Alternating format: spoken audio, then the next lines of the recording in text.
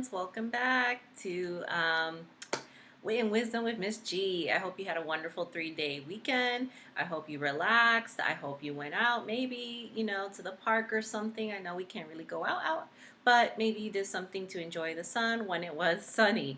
We're just getting right into it, okay? And hopefully we'll have time later to uh, do shout outs.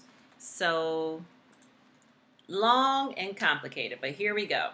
What does a deeper exploration of the words and photographs in Asia reveal?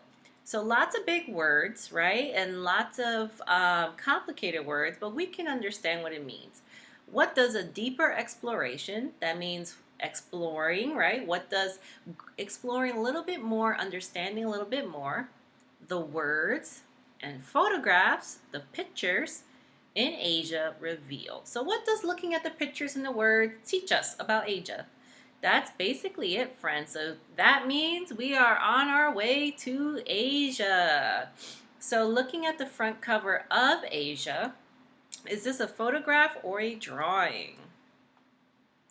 Well, it's a photograph, right? You can tell because it's real. You don't see anything unreal in it, like a talking panda or something. You don't see really colorful or distinct lines in it. So you can tell this is a real photograph. So my question next is, why do you think this text included real photographs instead of drawings? How do the real photographs help us as readers? So looking at the picture on the front cover, why is it better that it's a real picture and not a drawing? They show us real life, not pretend. That's true. They do show us real life. If it was a drawing, I wouldn't know if that was real life. The photos help us see what is really like. What is really like. That is true. So now I can tell maybe Asia's really like this. It's a real boy sitting on a wagon with an umbrella. So Bengal tigers live in Asia's forests.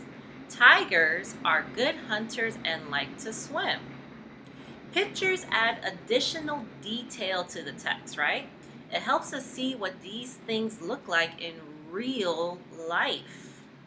So, if someone had never seen a real tiger or a picture of a real tiger before this, how might this image help them? So how would this picture only help you understand that that's what a tiger looks like? They learn it has orange and black stripes. Yes, because in the picture, the real life photograph, it does.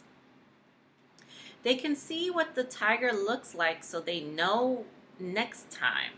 So now that you've seen a Bengal tiger in real life, you'll know for next time this is how a Bengal tiger looks, right? That's why photographs are so important. So my friends, what does the word modern mean? Please at home answer. It means new. And guess what, friends? This is not the first time we heard it. In Now and Ben, on the subtitle, that's what it's called, the title right under the title of the book, The Modern Inventions of Benjamin Franklin. So we had heard the word modern before, and it was used in our story. What about marvels? What does marvels mean? Well, some of my friends might be answering at home. Marvels means whoa. It means surprising. It means fantastic. You might have been thinking Marvel like the Marvel cartoons and movies that have Spider-Man, that have Captain America. Well, they are Marvels. They make us say wow in the things they do. So there's a reason why it's called Marvel Comics, because it's amazing. So when you have these two words together, modern marvels, what do you think this page will be about? This is our heading, right, for our page. What is this about? It's about new things, modern things that will make us go, whoa. So the Burj Khalifa in Asia is the world's tallest building. It has 160 floors. The building took almost 6 years to build. It is made of steel, concrete, and glass. Some people live in the Burj Khalifa, others work in the offices. So now we know that this whole thing is about something that was new. It was newly built and it's a marvel. What do you think the Burj Khalifa looks like? What words make you think that? So you might remember from our previous lesson what it looks like, but what in the words makes you think that? I think it has windows because it said glass. Yep, in the words it said glass. It is super tall. They said it was the tallest building in the world. That's true. So in the words, they're telling us it's tall, and they're telling us there's a lot of glass. Now, let's look at the picture, okay? Get a good look at it. Now, I'm going to ask my friends here. The text tells us that this modern marvel is the tallest building in the world. How does this photograph help us better understand how tall it is? So how does the photo help us understand that it's really tall? It makes the other buildings look really small. So you can tell in the photo, all these buildings right here, they look so small compared to the Burj Khalifa. What else in this photo will make you think this gotta be really tall? It looks like it reaches the clouds. Very good. It does. It looks like it's actually touching the clouds. That's amazing. So now, my friends, my question is, what details did you learn from the picture that you did not hear in the words? So some of the words said glass, they said the tallest building, but then when you look at the picture, you see something different. There is a pool in front of it. Right here, that is true. They didn't say that in the words, but you can see it in the picture. It goes up like a triangle. That's true. It's almost like an arrow into the sky. That also was not in the words. So when you put those things together, friends, right? How did the words and the picture in this section work together to build your knowledge of the Burj Khalifa? So basically, friends, how do the words and pictures help us understand what that is? The picture showed us things in the words and things not in the words. So the picture shows us things in the words said things that were not in the picture, and when you put them together, you understand what the Burj Khalifa is. So, this, my friends, is the Gobi Desert. What does this photo teach us about the Gobi Desert? There aren't any trees. That's true, I don't see trees. I see lots of sand. Oh yes, there are lots of sand. There are mountains and little hills. Yep, in the photo we can see those mountains and little hills. So in this photo alone, we see all different things about the Gobi Desert. What do we call those things? Does anyone remember at home? Well, we call them sand dunes. Asia has deserts. The Gobi Desert is dry. Wind blows the sand and makes dunes. So what, my friends, are dunes? What do we learn about dunes from the words and the pictures? They are not as big as the mountains. Yes, in the picture you can see that. The wind blows the sand into a hill. They said that in the words. So both the pictures and the words told us more about the Gobi Desert. Now, my friends, what is a mountain? I have mountain, the word mountain here, and I have a picture. How does this picture give us more information? It is really tall and goes up to the clouds. Just like that Burj Khalifa, right? We see it in the clouds, so it's got to be really tall. There is snow on it, so it's cold. So that's a little different, right? In the Burj Khalifa, there wasn't snow, but maybe it wasn't that tall.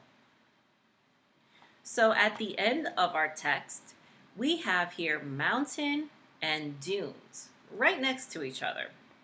Why do you think the author put those two pictures right next to each other? What do you think is showing us that's different? The dunes are made of sand. You can see that in the picture. The mountain has rocks and snow. So those are different. We don't see them in both pictures. The mountains are cold. Yep, you can see that because of the snow. So when you think about the desert, right? How did the words and the picture in this text work together to build your knowledge of the Gobi Desert? So basically, friends, every time an author has a picture and has words, there's a reason for it. Why? How does it help you understand? How did the words and the pictures help us understand? We learned that there are dunes. Right. Miss G didn't know there were dunes before, but now I know there's dunes in the Gobi Desert. We learned the wind blows sand into hills. We know now that these hills were created from sand and wind blowing. That's all from pictures and words. The words and pictures help us. The picture showed us things in the words and things not in the words. Very true. So friends, when those things work together, you become a better reader and you understand more. So understanding the words and pictures will help us with our focusing question task. Yes, friends, it will be coming up soon. I just want you thinking about it. So for now, what we are going to be answering is, what interesting things can people do in Europe and Asia? So when you write your paper, friends, that's the question you're answering. But what does the word interesting mean? It means cool, right? Like we are excited for more. We will be thinking about all of the different exciting things to do in Europe and in Asia. That will help us answer our paper. So this is your evidence organizer for Asia. We're going to put into 3 different lists all the fun and exciting things to do in Asia, the interesting things to do in Asia. So we have things to do, natural features, and animals. So things to do can be any kind of thing to do, right? And it's going to help us learn more to look through the book and collect things for this chart. So when we write our paper, remember we just go back and quickly see the things to do. So why do you think we are getting different things to do in Asia? How does this help us learn more about the continent? Maybe we will want to go there one day and do it. Right. So Miss G's not making you guys do these things just for the fun of it. You might want to go there one day and you'll remember all different things to do in Asia. Maybe things are different that we can do here. So maybe some things in Asia that they do, or some of their natural features, we can actually do in America or in North America. They could have things things to do that are the same. Okay, that's true too. So maybe some things in Asia that they do is the same that we do here. So maybe that will make us want to go because we want to be familiar, or maybe we won't. We'll be like, that's the same. I don't feel like going there. But all of this matters, friends, when we're talking. So, modern marvels, right? We have our Burj Khalifa. This is the tallest building in the world. It says people work and live there. I think this would be an interesting thing to do in Asia. So I'm going to put it in our things to do list. Visit the Burj Khalifa. I would love to visit that to see people working and living in the same building. I don't think I've ever seen that before, friends. Many people work in modern factories. Most of the world's computer parts are made in Asia. So what can we do here? How could this be a thing to do? Well, you could build computer parts, or you could visit a factory and see them being built. Other people live in villages. They grow rice on farms. Most of the world's rice is from Asia. So what can we do with this? We could grow rice. Maybe if we visited Asia or lived there for a little bit, we could actually grow rice. That'd be fun. Welcome to Asia. Asia is the largest continent. It has more than 40 countries. This, my friends, is the Great Wall of China in Asia. This is a very big wall, one of the biggest in the world, and people travel it all day. So this could be something to do in Asia as well. Walk the Great Wall of China. These are all things that you could do in the continent of Asia. People of Asia, most of the world's people live in Asia. Some live in busy cities. So this one says, people shop at a street market in Mumbai, India. Miss G would love to go there and do that. Miss G would love to try the different fruit and foods in Asia and in India specifically. So we could shop at a street market. That's another thing you could do in Asia.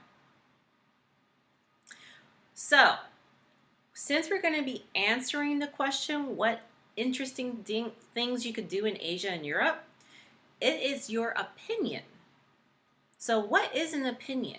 And why is it important to share your opinion? Why would Miss G even ask? It tells people what we think. Miss G would love to know what you think. It tells people how we feel. That is true too. So when you say what you think, it will tell me how you feel about going to Asia or Europe. Maybe people can learn from what we think. That's a big one, friends. When you listen to someone's opinion, sometimes you can learn from it. Sometimes you're like, well, you know what? I never thought of it that way. I had no idea the Burj Khalifa was in Asia. Maybe I will go. Your opinion changed my mind. I like that. Does the sentence, I'm wearing a white shirt, give my opinion? Why or why not? So Miss G's wearing a white shirt here. Is that an opinion? Well, no, because it doesn't tell us what you think. No, because it doesn't tell us how you feel about it. Yup, that's true. Does the sentence, I think purple is the best color in the world, give my opinion? Why or why not? So me saying I have a white shirt is just a statement. I'm wearing a white shirt. But if I think purple is the best color in the world, which Miss G does think purple is the best color in the world, what do you guys think? Yes, it's your opinion because it tells you what you think. That's true. I said I think purple's the best. So, dun dun dun dun, lightning round, friends. We're going to play a game called Is It an Opinion? So Miss G is going to say a sentence, and you're going to yell out at home, opinion. Or, actually better, yes. Yes means it is an opinion. Or no. No means it's not an opinion. Remember, an opinion is just something you think. It's your opinion. It's what you think. Not everyone has to agree with you. And it's not a fact. It's not a statement, okay? My favorite ice cream is chocolate. Is it an opinion? Yes or no? Ding, ding, ding. Yes, it is an opinion because that's my favorite ice cream. Yours might be different. I have a brother. Is this an opinion or a statement?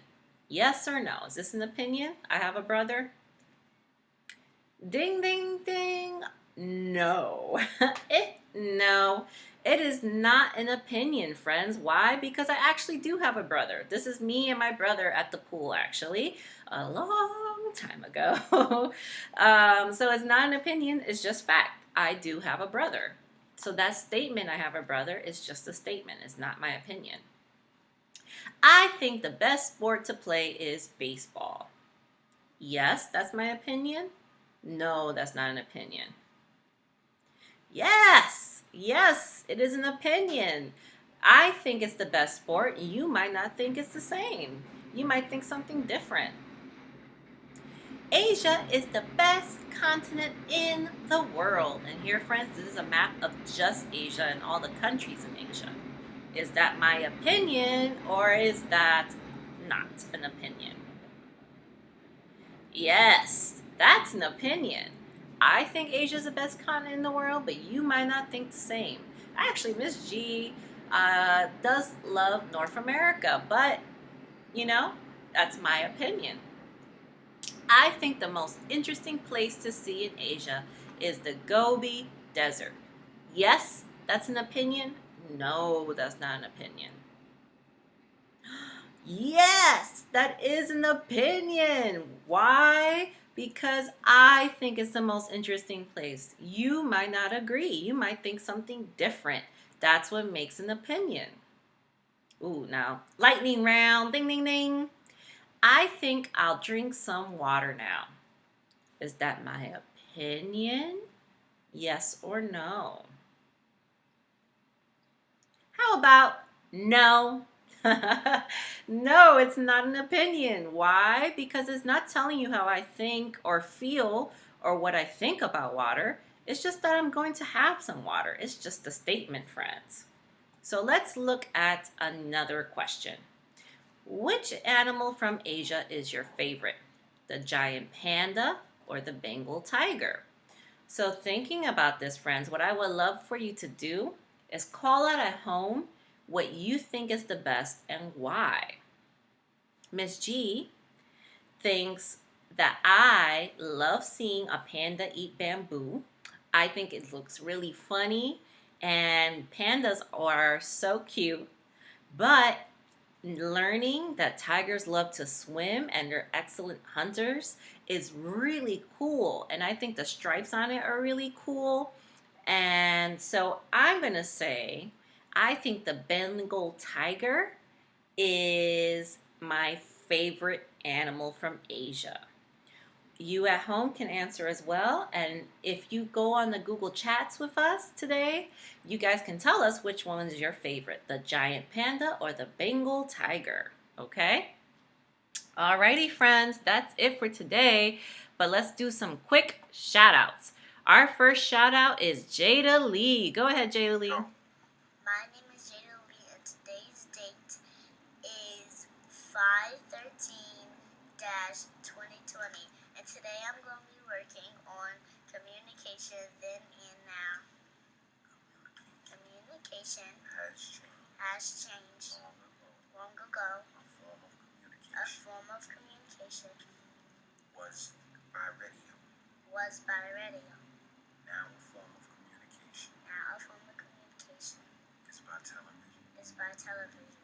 That is how communication has changed. Great, Jada Lee. I love the way you presented it. I saw that you were showing our picture. And I like the fact that you tried your best, okay? I know it's really hard to memorize what you had to write. So for next time, I want to see you try to do it all on your own, okay? Without any daddy help, without anybody's help, any adults help in the room. I want to see you try it on your own. But Jada Lee, you look great. I love the presentation. Good job, Jada Lee. Next up, we have Christabella. Over time, homes in America has changed. Long ago, we used oil as light. Now we use electricity. That's how homes in America has changed. Long ago now. Awesome job, Christabella. Look, she was even wearing her BCS uniform. Great job, Christabella. She said it so clearly. She pointed to her long ago and now. Great job, Christabella. And now we have Jason. I know it's a little blurry, friends, but bear with me. The kids are walking to school and it says now kids are going on the bus. Oh, really? Okay. So you did a great job, Jace. This is Jace Holiday. He was trying to speak it really clearly. He was trying to read it off the page, and he's pointing to his long ago and his now. Great job, Jace. Next time we just want to see your handsome face, okay? While you do your presentation because you did an awesome job with your paper. Okay, friends, I know it was a longer video, but we got to do the shout outs, so have a great day.